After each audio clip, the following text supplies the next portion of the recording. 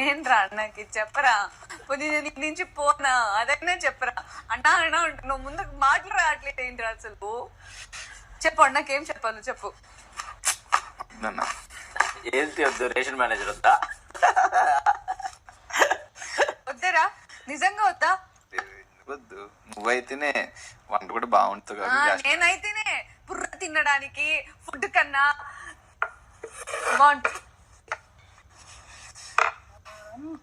సరే స్వప్న సుందరి కాదు, ఏమో ఒక నిమిషం ఆగేమో. నీకు రేషన్ మేనేజర్ ఎవరు కావాలో అడుగు, నేను కూడా ఓటేస్తా. ఎందుకు తెలుసా, రేషన్ మేనేజరే మెయిన్ షెఫ్ గా ఉండాలి. ఓకే తనుజ పుట్టస్వామి ఇప్పటిదాకా వద్దను హెడ్ చెఫ్ అన్నా.